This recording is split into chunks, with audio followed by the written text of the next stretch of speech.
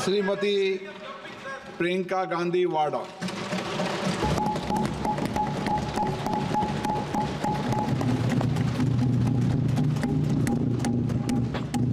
नमस्कार। माननीय अध्यक्ष महोदय जी, आज आपने मुझे इस सभा में बोलने का मौका दिया, इसके लिए मैं आपकी बहुत बहुत आभारी हूँ। सबसे पहले जो सुरक्षाकर्मी, जो जवान अफसर 13 दिसंबर को संसद की सुरक्षा के लिए शहीद हुए, उनके प्रति मैं श्रद्धांजलि व्यक्त करना चाहती हूँ। महोदय, हजारों साल पुरानी हमारी देश की, धर्म की एक पुरानी परंपरा रही है। ये परंपरा संवाद, चर्चा की रही है। एक गौरवशाली परंपरा है जो दर्शन ग्रंथों में, वेदों में, उपनिषदों में दिखती है। वाद विवाद और संवाद की हमारी पुरानी संस्कृति है। अलग अलग धर्मों में भी, इस्लाम में, सूफियों में, बौद्ध धर्म में, जैन धर्म में, सिख धर्म में भी ये वाद संवाद, ये चर्चा बहस, इसकी संस्कृति रही है। इसी परंपरा से उभरा हमारा स्वतंत्रता संग्राम। हमारा स्वतंत्रता संग्राम विश्व में एक अनोखा संग्राम था, एक अनोखी लड़ाई थी जो अहिंसा और सत्य पर आधारित थी। ये वाद संवाद की जो परंपरा है, इसको इस संग्राम ने आगे कैसे बढ़ाया? क्योंकि ये जो संग्राम था, ये जो लड़ाई थी हमारी आज़ादी के लिए, एक बेहद लोकतांत्रिक लड़ाई थी। इसमें देश के किसान, देश के जवान, देश के मजदूर, देश के अधिवक्ता, देश के बुद्धिजीवी, चाहे किसी भी जाति के हों, चाहे किसी भी धर्म के हों, चाहे किसी भी भाषा को बोलते हों, सब इस स्वतंत्रता संग्राम में शामिल हुए। सब ने हमारे देश की आज़ादी की लड़ाई लड़ी।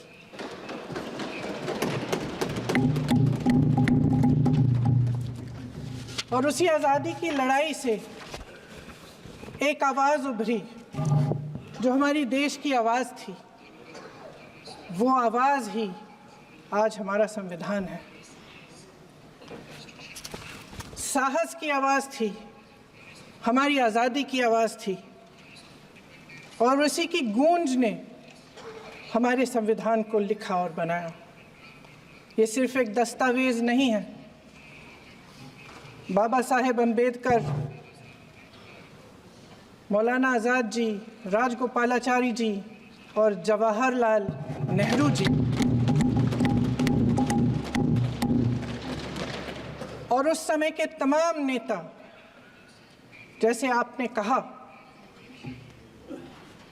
इस संविधान को बनाने की जो कार्य में सालों के लिए जुटे रहे। हमारा संविधान इंसाफ, उम्मीद, अभिव्यक्ति और आकांक्षा की वो ज्योत है जो हर हिंदुस्तानी के दिल में जलती है। अध्यक्ष महोदय, इस ज्योत ने हर एक भारतीय को ये पहचानने की शक्ति दी कि उसे न्याय मिलने का अधिकार है, कि उसमें अपने अधिकारों के लिए आवाज़ उठाने की क्षमता है, कि जब वो आवाज़ उठाएगा तो सत्ता को उसके सामने झुकना पड़ेगा। इस संविधान ने हर एक देशवासी को ये अधिकार दिया कि वो सरकार बना भी सकता है और सरकार बदल भी सकता है। ये ज्योत जो हर हिंदुस्तानी के दिल में जलती है, उसने हर हिंदुस्तानी को ये विश्वास दिया कि देश की संपत्ति में, देश की दौलत में, संसाधनों में उसका भी हिस्सा है, कि उसे एक सुरक्षित भविष्य की उम्मीद का अधिकार है, कि देश बनाने में भी उसकी भागीदारी है। उम्मीद और आशा की ये जोत मैंने देश के कोने कोने में खुद देखी है। उन्नाव में मैं एक रेप पीड़िता के घर गई, उसे जलाकर मार डाला था। वो शायद 20-21 साल की होगी। हम सब के बच्चे हैं। हम सोच सकते हैं कि अगर हमारी बेटी के साथ बार बार बलात्कार हुआ और फिर जब वो अपनी लड़ाई लड़ने के लिए गई तो उसको जलाकर मार डाला गया होता तो हम पर क्या बीतती। मैं उस बच्ची के पिता से मिली। उसके खेत जलाए गए थे, उसके भाइयों को पीटा गया था, उसके पिता को बाहर से घर के बाहर घसीट कर मारा गया था।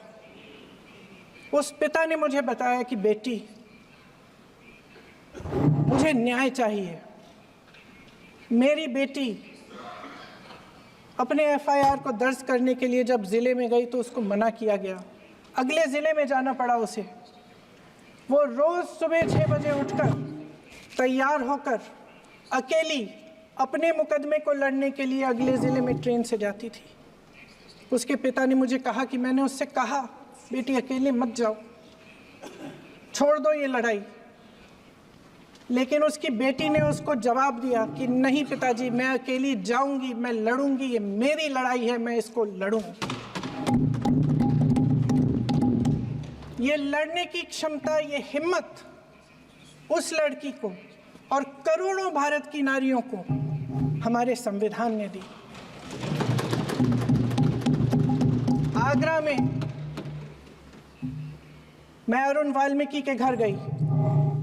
अरुण वाल्मीकि पुलिस स्टेशन में काम करता था, सफाई का काम करता था। आप सोच सकते हैं हमारी तरह उसका भी परिवार था। नई नई शादी हुई थी, 2-3 महीनों का बच्चा था। पुलिस स्टेशन में चोरी हो गई। चोरी का इल्ज़ाम उस पर लगाया गया। उसके पूरे परिवार को उठाकर पुलिस स्टेशन में ले गए। आप हंस रहे हैं, लेकिन ये गंभीर बात है। गंभीर बात। शर्म करो, शर्म। अरुण वाल्मीकि को पीट पीट के मार डाला, उसकी बीवी को पीटा, उसके पिता के नाखून निकाले, उसके पूरे परिवार को पीटा गया। जब मैं उस जवान महिला से मिलने गई जो अभी अभी विधवा हुई थी, तो उसने मुझे कहा कि दीदी, हमें सिर्फ एक चीज़ चाहिए, हमें न्याय चाहिए और हम इस न्याय के लिए लड़ते रहेंगे, चाहे कुछ भी हो जाए। ये हिम्मत उस महिला को हमारे संविधान ने दी।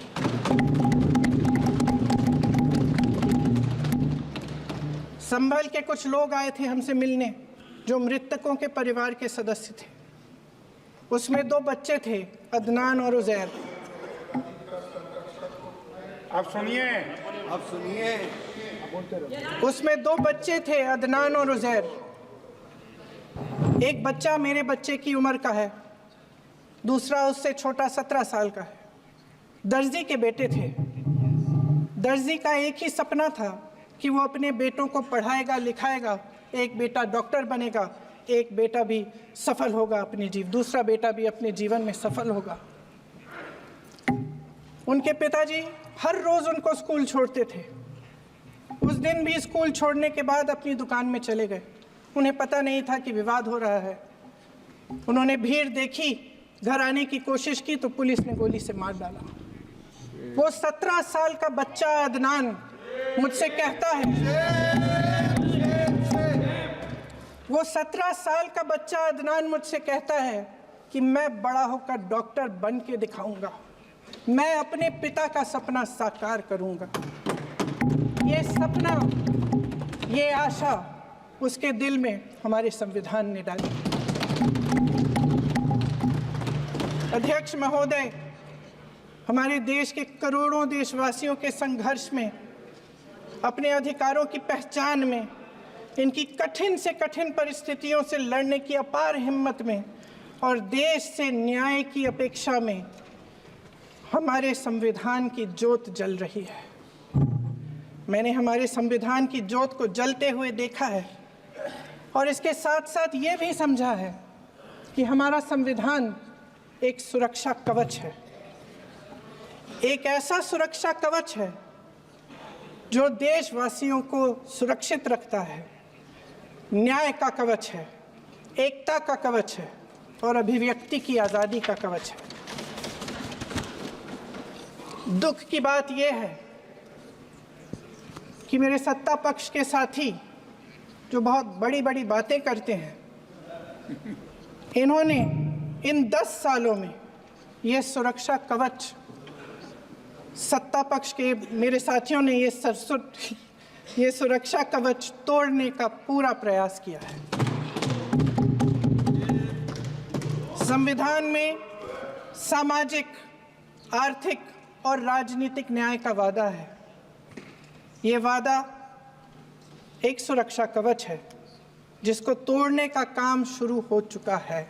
लैटरल एंट्री और निजीकरण के जरिए ये सरकार आरक्षण को कमजोर करने का काम कर रही है।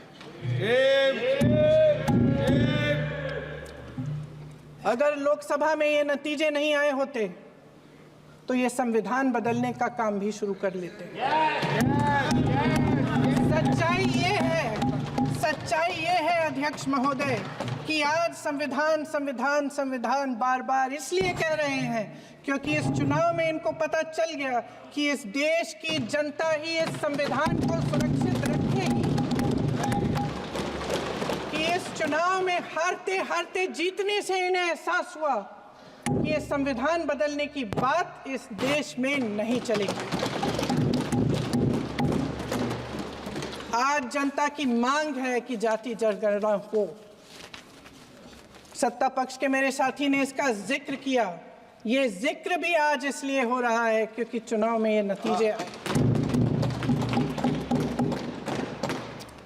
ये जाति जनगणना इसलिए जरूरी है ताकि हमें पता चले कि किसकी क्या स्थिति है और नीतियां उस हिसाब से बने।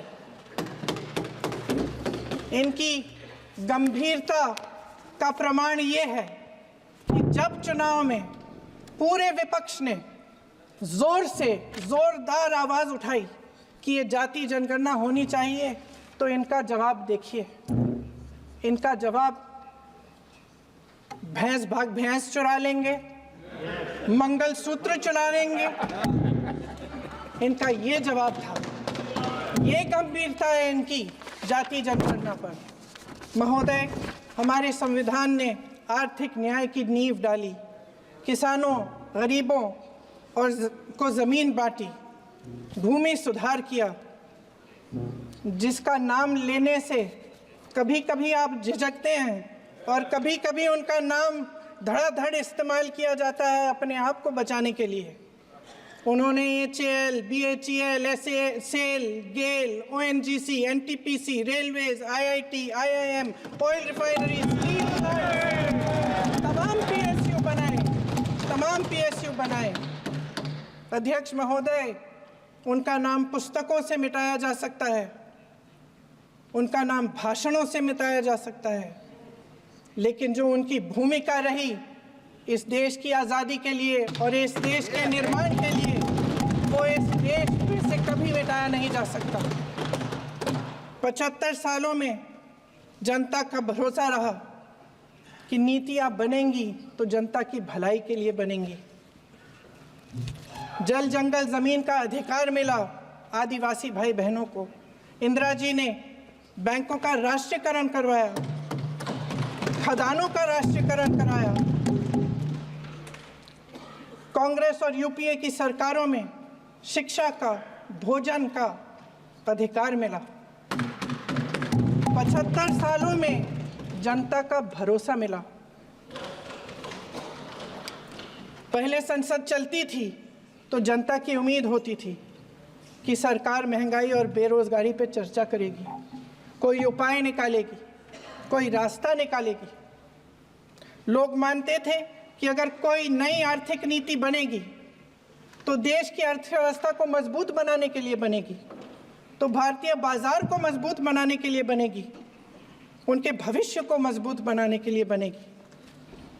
किसान और आदिवासी भाई बहन भरोसा करते थे कि यदि ज़मीन के कानून में संशोधन होगा तो उन्हीं की भलाई के लिए होगा।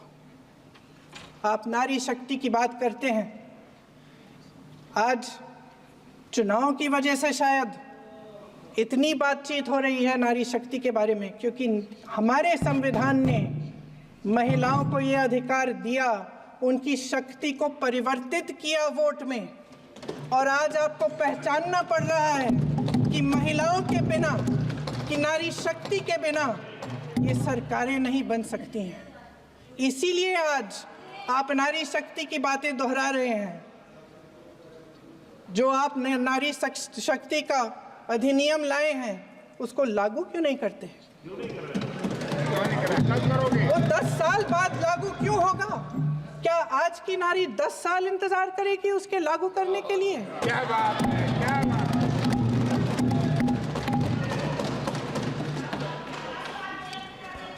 आज संसद में बैठे हुए सत्ता पक्ष के मेरे साथी ज़्यादा से ज़्यादा अतीत की बातें करते हैं। 1900 किस में क्या हुआ, कब हुआ, नेहरू जी ने क्या किया। अरे वर्तमान की बात करिए, देश को बताइए आप क्या कर रहे हैं, आपकी जिम्मेदारी क्या है? कि सारी जिम्मेदारी जवाहरलाल नेहरू की है। अध्यक्ष महोदय जी, ये सरकार आर्थिक न्याय का सुरक्षा कवच तोड़ रही है। आज संसद में बैठी ये सरकार बेरोजगारी और महंगाई से जूझ रही हमारी जनता को क्या राहत दे रही है? कृषि के कानून भी बड़े बड़े उद्योगपतियों के लिए बन रहे हैं। सही एमएसपी को छोड़िए, डीएपी तक नहीं मिल रहा है।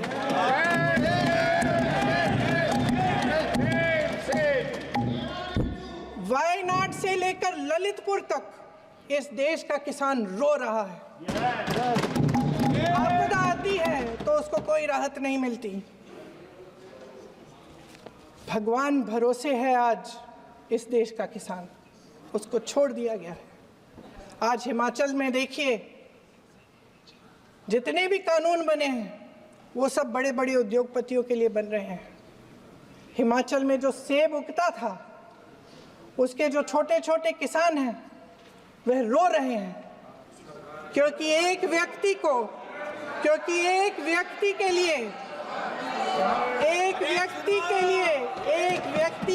सब कुछ बदला जा रहा है। सुनने की हिम्मत रखो।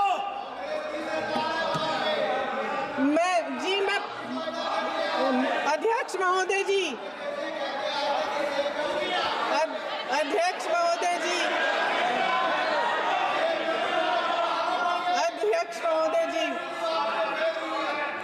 महोदय जी, सारे कोल्ड स्टोरेज प्रदेश की सरकार ने नहीं दिए, कोल्ड स्टोरेज आपकी सरकार ने दिए।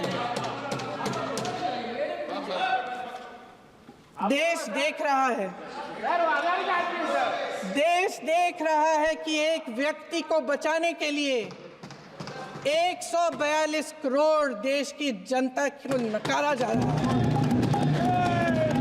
सारे बिजनेस, सारे संसाधन, सारी दौलत, सारे मौके एक ही व्यक्ति को सौंपे जा रहे हैं।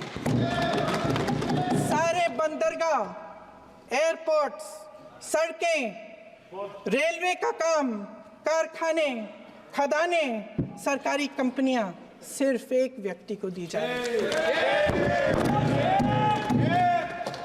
जनता के मन में हमेशा ये विश्वास होता था कि अगर कुछ नहीं है तो संविधान हमारी सुरक्षा करेगा, मगर आज आम लोगों के बीच ये धारणा बनती चली जा रही है कि सरकार सिर्फ मुनाफे के लिए चल रही है। देश में बहुत तेजी से गैर बराबरी बढ़ रही है। जो गरीब है वो और गरीब हो रहा है, जो अमीर है वो और अमीर हो रहा है। इस सरकार ने आर्थिक न्याय की भी सुरक्षा कवच तोड़ दिया है। राजनीतिक न्याय की जब बात होती है, मेरे सत्ता पक्ष के साथी आज खड़े हुए और तमाम गिनती करने लग गए कि ऐसा हुआ वैसा हुआ, 1975 में जो हुआ, तो सीख लीजिए ना आप भी। सीख लीजिए। आप भी अपनी गलतियों के लिए माफी मांग लीजिए। आप भी बैलेट पे चुनाव कर लीजिए। आप भी बैलेट पे चुनाव कर लीजिए। दूध का दूध, पानी का पानी हो जाएगा। आप राजनीतिक न्याय की बात करते हैं, सरकारों को पैसों के बल पर गिरा देते हैं।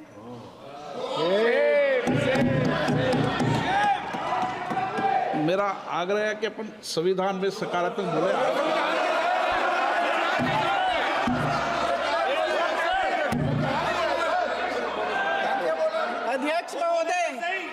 अध्यक्ष महोदय, सत्ता पक्ष के हमारे साथी ने एक उदाहरण दिया उत्तर प्रदेश की सरकार का, तो मैं भी एक उदाहरण दे देती हूँ महाराष्ट्र की सरकार का। मैं भी एक उदाहरण दे देती हूँ हिमाचल की सरकार को तोड़ने की कोशिश किसने की, पैसों के बल पे की, गोवा की सरकार।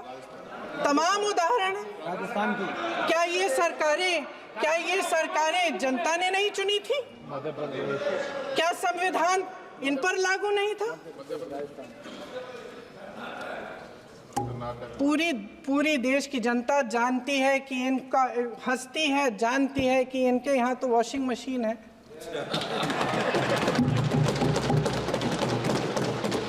तो यहाँ से वहाँ जाता है, वो धुल जाता है। इस तरफ दाग, उस तरफ स्वच्छता। और मेरे कई ऐसे साथी हैं जो इस तरफ होते थे उस तरफ चले गए, मुझे दिख भी रहे हैं, वॉशिंग मशीन में शायद धुल गए हैं। अध्यक्ष महोदय, जहां भाईचारा और अपनापन होता था, जहां हमारे संविधान ने एकता का सुरक्षा कवच दिया था, वहां शक और घृणा के बीज बोए जा रहे हैं। एकता का सुरक्षा कवच तोड़ा जा रहा है। प्रधानमंत्री जी यहाँ सदन में संविधान की किताब को यूं माथे से लगाते हैं, लेकिन संभल में, हाथरस में, मणिपुर में जब न्याय की गुहार आती है, उठती है, तो उनके माथे पे शिकन तक नहीं आता।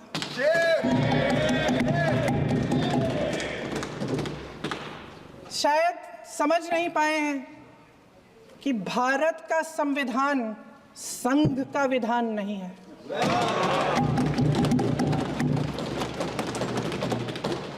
भारत के संविधान ने हमें एकता दी, हमें आपसी प्रेम दिया। उस मोहब्बत की दुकान जिस पर आपको हंसी आती है, उसके साथ करोड़ों देशवासी चले। करोड़ों देशवासियों के दिल में एक दूसरे के लिए प्रेम है, घृणा नहीं है।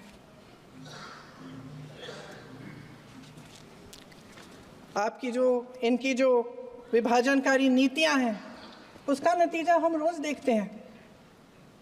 राजनीतिक फायदे के लिए संविधान को छोड़िए, देश की एकता को भी ये रख नहीं सकते, इसकी सुरक्षा नहीं कर सकते।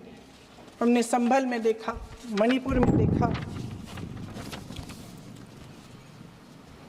दरअसल इनका कहना है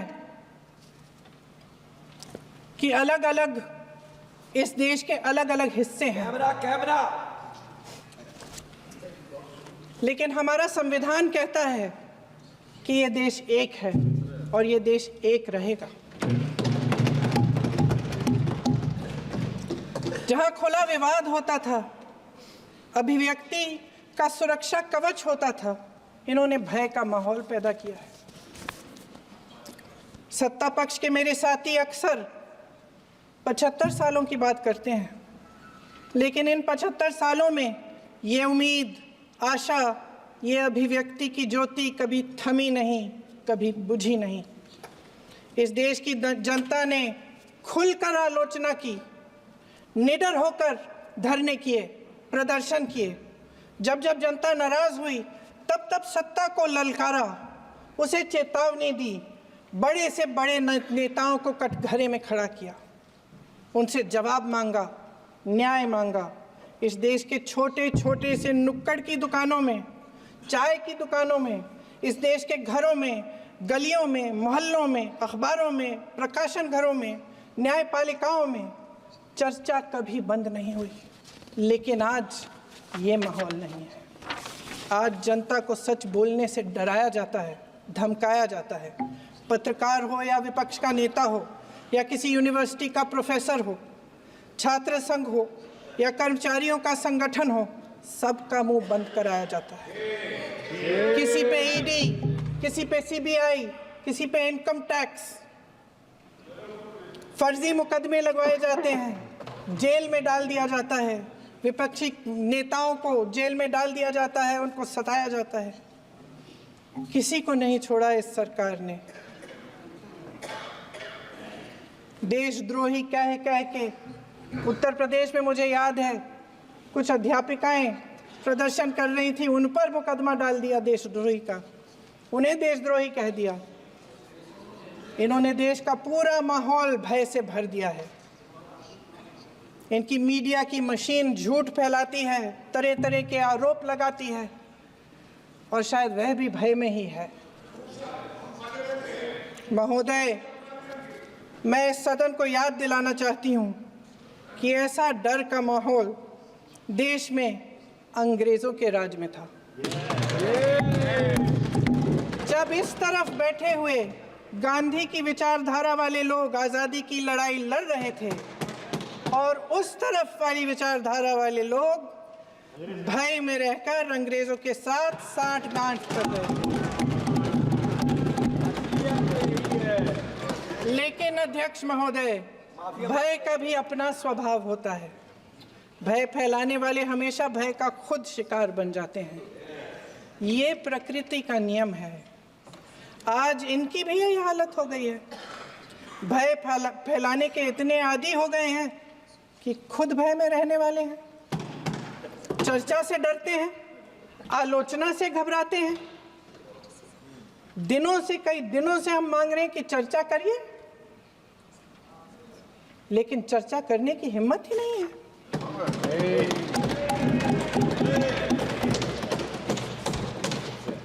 एक कहानी होती थी अध्यक्ष महोदय, शायद बचपन में आपने भी सुनी होगी।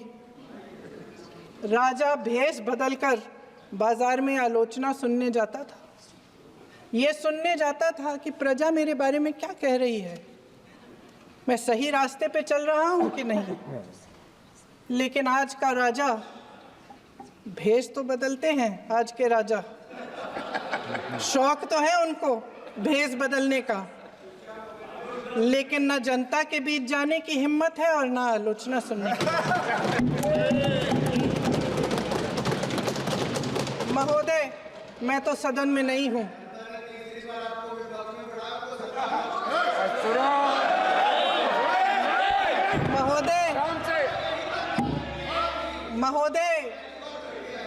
महोदय, जनता में बहुत विवेक है, ये सही है।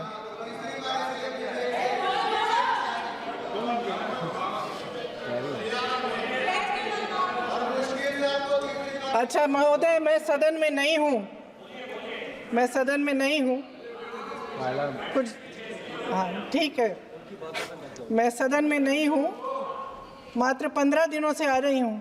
लेकिन मुझे ताज्जुब होता है कि इन 15 दिनों में इतनी बड़े इश्यूज हैं, इतनी बड़ी बातें हैं, प्रधानमंत्री जी मात्र एक दिन के लिए, शायद 10 मिनट के लिए दिखे हैं सब।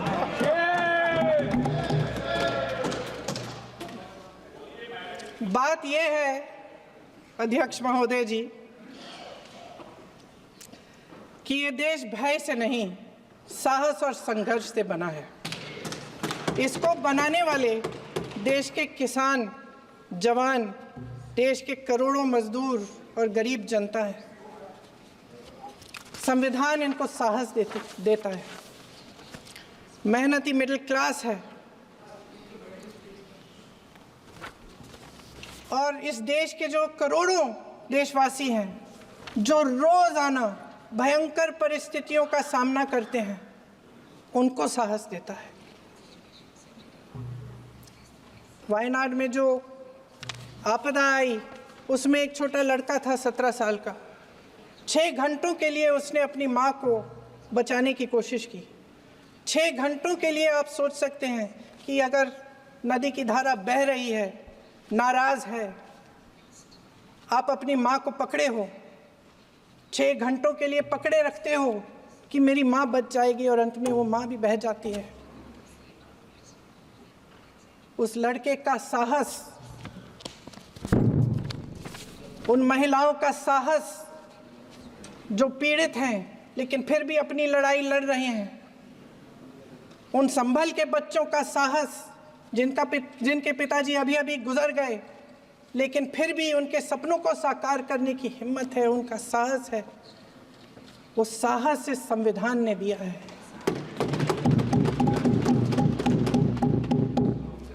वो आत्मविश्वास इस संविधान ने दिया है। ये देश भय से नहीं चल सकता, ये देश साहस से ही चलेगा। भय की भी सीमा होती है, और जब वो सीमा पार हो जाती है, जब किसी को इतना दबाया जाता है कि उसको लगने लगता है कि अब मेरे पास खोने के लिए कुछ नहीं है, तब उसमें एक ऐसी शक्ति पैदा होती है जिसके सामने कोई कायर खड़ा नहीं हो सकता।